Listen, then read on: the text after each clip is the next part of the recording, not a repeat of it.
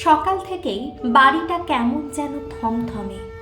রান্নাঘরে দাঁড়িয়ে তরকারিতে নুন দিচ্ছিল মেঘলা। এমন সময় শাশুড়ি মাধবী দেবী রান্নাঘরে ঢুকে গম্ভীর গলায় বললেন, শুনছো মেঘলা, আজ আবার পাশের বাড়ির মৌসুমীর নাতির অন্নপ্রাশন। বিয়ে হয়েছে কিন্তু তোমার পরে, আর দেখো ওদের ঘরে কত সুখ। মেঘলা চুপ করে রইল।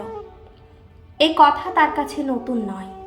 গত 6 বছরে প্রায় প্রতিদিনই কোনো না কোনোভাবে তাকে মনে করিয়ে দেওয়া হয়েছে যে সে এখনো মা হতে পারেনি। স্বামী ঋত্বিক ডাইনিং টেবিলে বসে চা খাচ্ছিল। সব শুনেও যেন কিছুই শুনছে না। মাথা নিচু করে মোবাইলের স্ক্রিনে চোখ রেখে বলল, মা, অফিসের দেরি হয়ে যাচ্ছে, এসব কথা পরে বলো। মাধবী দেবী বিরক্ত হয়ে বললেন, তুই চুপ করলেই তো আর সমস্যার সমাধান হয়ে যায় না। সংসারে একটা বাচ্চা না থাকলে সংসার কি আর সংসার লাগে? ঋত্বিক আর কোনো উত্তর দিল না। মেঘলার বুকের ভেতরটা মোচড় দিয়ে উঠল। সে জানে প্রতিবাদ করলেও লাভ নেই, বরং পরিস্থিতি আরও খারাপ হবে। দুজনেই চাকরি করে। মেঘলা একটি বেসরকারি ব্যাংকে কর্মরত। নিজের উপার্জন আছে, আত্মসম্মান আছে, কিন্তু সংসারের এই অপমানের সামনে সে যেন প্রতিদিন একটু একটু করে ভেঙে পড়ছে। অফিসে পৌঁছেও মন তার কাজে বসল না। কম্পিউটারের সামনে বসে ফাইল খুললেও চোখের সামনে ভেসে উঠছিল সকালের ঘটনাগুলো। ঠিক তখনই সহকর্মী সোহিনী এসে পাশে বসল। কি হয়েছে? কয়েকদিন ধরে তোকে খুব চিন্তিত দেখছি। মেঘলা একটু ইতস্তত করে বলল, কিছু না রে। সোহিনী হেসে বলল, আমাকে বলতে পারিস, সব কথা একা বয়ে বেড়ালে কষ্ট বাড়ে। অনেকক্ষণ চুপ থাকার পর মেঘলা ধীরে ধীরে সব কথা বলল। শাশুড়ির কথা, ঋত্বিকের নীরবতা, ডাক্তারকে দেখানো, সমস্ত কিছু। সব শুনে সোহিনী বলল, তোদের দুজনের পরীক্ষা হয়েছে? মেঘলা মাথা নাড়ল।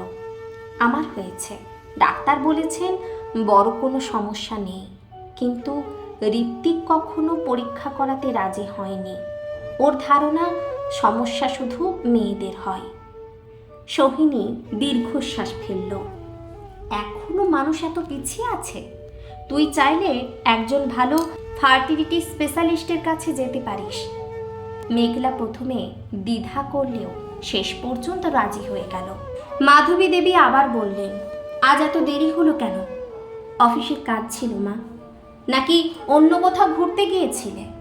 কথাটা শুনে মেঘলার চোখ জলে ভিজে উঠলেও সে নিজেকে সামলে নিল। রাতে খাওয়া দাওয়ার সময় সে সাহস করে ঋত্বিককে কথাটা বলল, শোনো, একটা ভালো ডাক্তারের খবর পেয়েছি, একদিন চলো না। ঋত্বিক বিরক্ত হয়ে বলল, আবার ডাক্তার? কত ডাক্তার দেখিয়েছ? আমার এসব আর ভালো লাগে না। কিন্তু ডাক্তার বলেছেন দুজনেরই পরীক্ষা দরকার। ঋত্বিক এবার গলা উঁচু করে বলল, আমি পুরোপুরি সুস্থ, আমার পরীক্ষা করানোর কোনো দরকার নেই।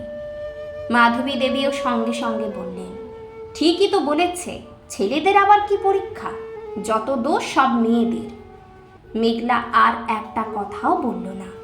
রাতে জানালার পাশে দাঁড়িয়ে আকাশের দিকে তাকিয়েছিল সে। একসময় ঋত্বিক এসে বিছানায় শুয়ে পড়ল। স্ত্রীর দিকেও একবারও তাকালো না। এই মানুষটাকেই একদিন খুব ভালোবেসে বিয়ে করেছিল সে। তখন ঋত্বিক বলেছিল, আমরা দুজনে একসাথে থাকলেই সংসার পূর্ণ। আজ সেই মানুষটাই যেন অনেক দূরের একজন।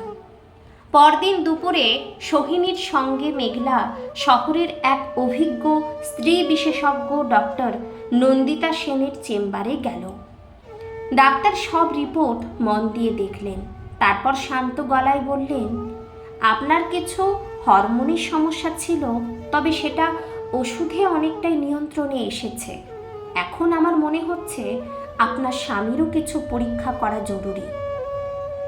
মেঘলা মৃদু হেসে বলল, উনি আসবেন না ডক্টর। তাহলে ওনাকে বোঝানোর চেষ্টা করুন। সন্তান শুধু একজনের দায়িত্ব নয়। ডাক্তারের কথাগুলো মেঘলার মনে গভীরভাবে গেঁথে গেল। বাড়ি ফিরে সে আবারও বিষয়টা তুলল। ঋত্বিক এবার বিরক্ত হয়ে বলল, এই নিয়ে আর একটা কথাও আমি শুনতে চাই না। সেদিন রাতেই মেঘলা একটা সিদ্ধান্ত নিল, এবার আর কারো কথায় নিজেকে থামাবে না। সত্যিটা তাকে জানতেই হবে। কিন্তু সে জানতো না খুব শীঘ্রই এমন একটি ঘটনা ঘটবে যা তার বিবাহিত জীবন সম্পর্কে সমস্ত ধারণাটাই বদলে যাবে। বিশ্বাসঘাতকতা গল্পটির প্রথম পর্বটি আপনাদের কেমন লেগেছে অবশ্যই কমেন্টে জানাবেন। ভালো লাগলে আপনারা শেয়ার করতে পারেন। পরবর্তী পর্ব নিয়ে খুব শীঘ্রই আসছি। কলম ও কণ্ঠে বর্ষা। ধন্যবাদ।